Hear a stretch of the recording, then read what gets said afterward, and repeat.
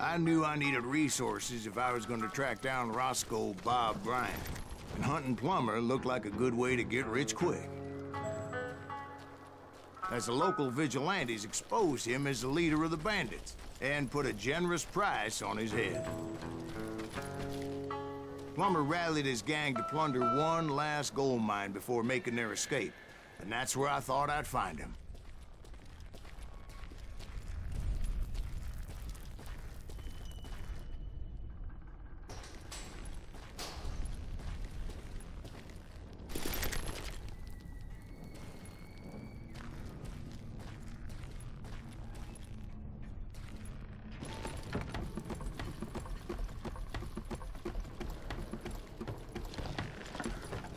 It makes me nervous standing so close to all these goddamn barrels of gunpowder. Why would you be nervous? No one has the cojones to come after us. As long as you don't light up a cigar, we're fine. Besides, George is up there on the rocks with that rifle. As my late father pointed out to me more than once, God made men. Samuel Colt made them equal.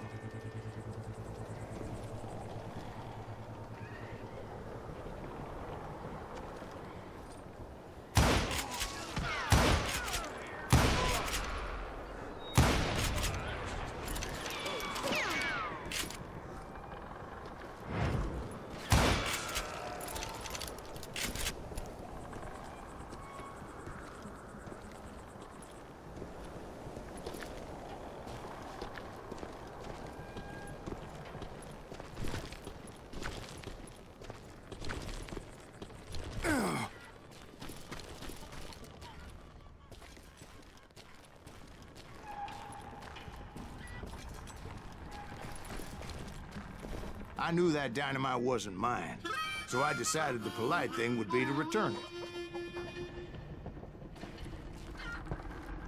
it. It was the biggest gold rush since Sutter's Mill in '48.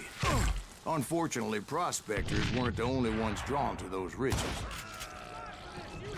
There were thieves and killers, robbing travelers and hijacking gold shipments. You're dead! Like those that ran with Plummer. Some were just regular folks I knew from town, drawn by greed and easy pickings. Charlie Crow, the blacksmith. James, who worked in the stable. Time to die! Sam and Jeremiah Barber, the butcher's sons. Ordinary citizens who lived a double life. Stealing and thieving and murdering their neighbors. Of course, the rest were veterans of the Civil War. Stone-cold killers trained on the bloody fields of Shiloh and Antietam. Plummer had a lot of men on his payroll. A hell of a lot. That son of a bitch pretended to protect the public with one hand while stealing them blind with the other. He set up a defensive perimeter which I had no idea how to breach.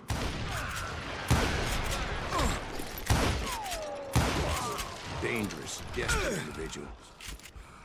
I was outnumbered and in way over my head, but I was too damn stubborn and stupid to realize it. They must have thought I was touched.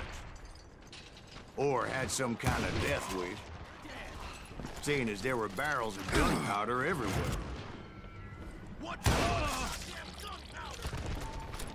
One stray bullet, one stray spark, and I'd be blown to hell and gone. Did I have any second thoughts about what I was doing? No. I thought I was some kind of hero. I finally made it past and headed on to meet my destiny.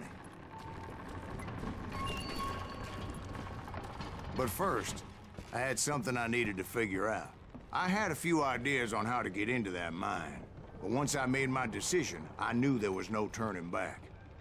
So my first thought was to enter the nearest mine portal. I saw an entrance. Made sense. It was the quickest way in, but that also made it more dangerous, as there would undoubtedly be enemy pickets posted along the way.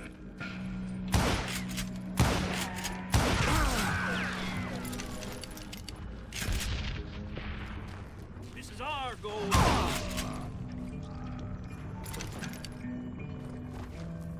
Come on out, you yellow bastard.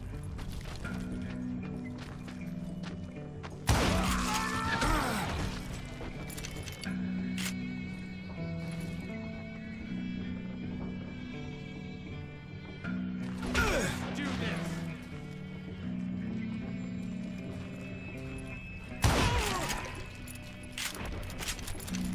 Besides, once you enter a mine like that, it's easy to get all turned around.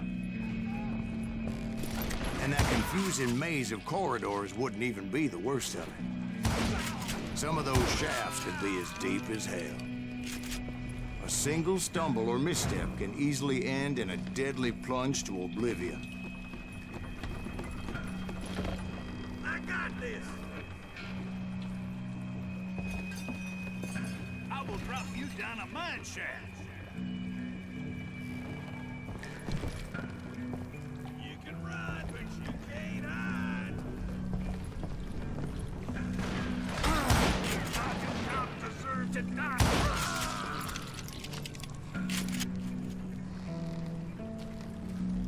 Quick reflexes often make up for a lack of common sense. Luckily, I was never one to be easily bushwhacked. I would just need to be careful not to blow myself to kingdom come.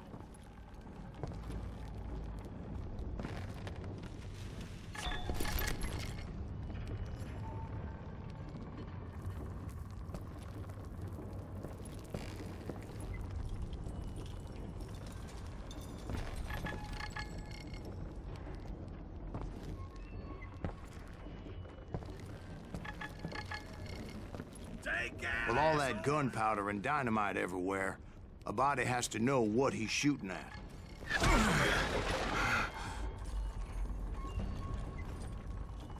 I'm putting you down.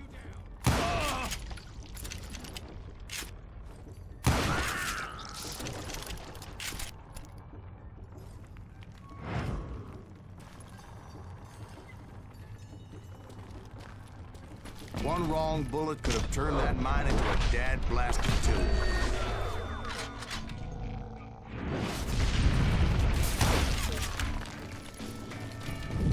I freely admit that my plan of attack is not just moronic, but clearly insane.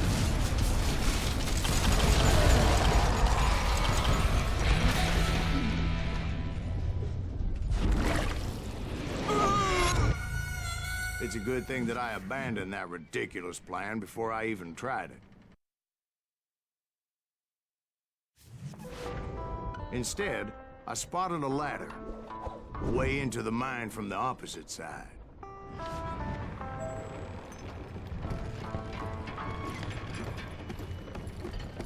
It was a long way around, but that approach seemed more sensible at the time. Of course, being I had a problem with heights, that scaffolding scared the bejesus out of me.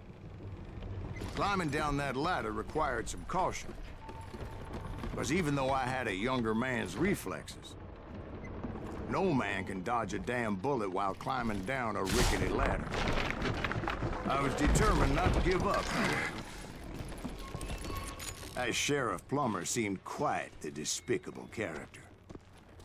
When the vigilantes discovered what the sheriff was up to, people were outraged. That 10,000 they put on his head would go a long way to helping me find old Bob. And I had made it my mission to settle that score come hell or high water.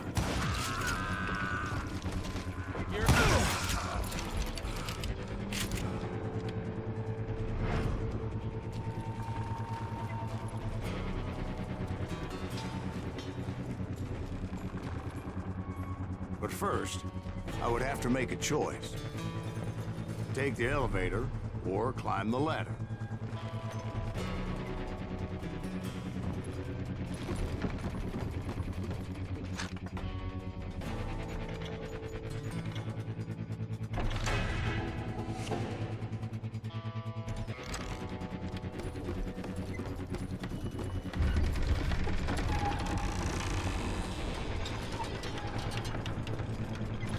I wanted to use the element of surprise. Plus, I figured I could use the exercise. I was warmed up already, so what the hell?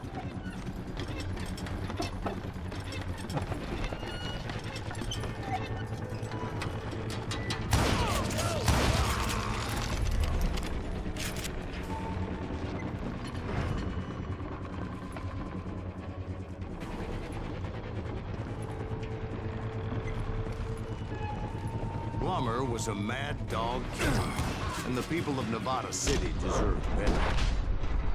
Nevada City? Well, I thought Plummer met his maker in Bannock, Montana. Right, well, he was the sheriff of both places at one time or another, but that's neither here nor there. The point was, taking him down would save a lot of lives, including my own.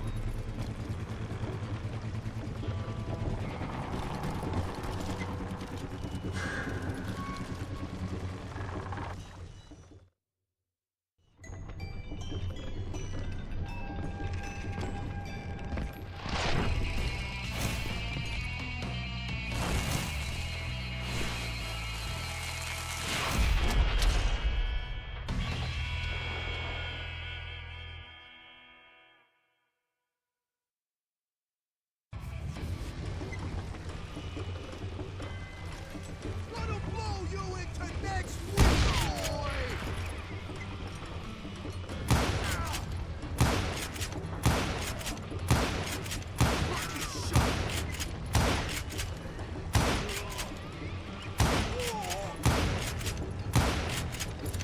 I'm going all medieval on your ass. I got a lot more dynamite than you. I need some help here. Come on, boys. Take this cocksucker out.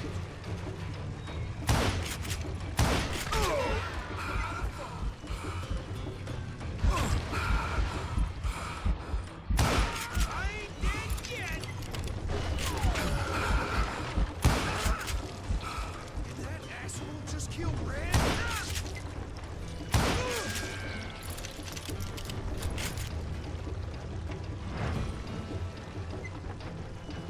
They're gonna bury you in a million pieces. I can shoot too.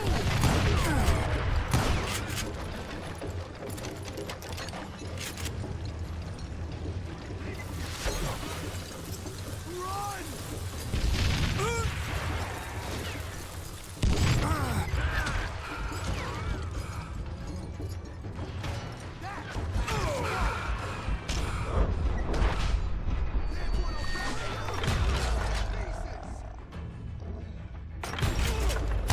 You killed an innocent man!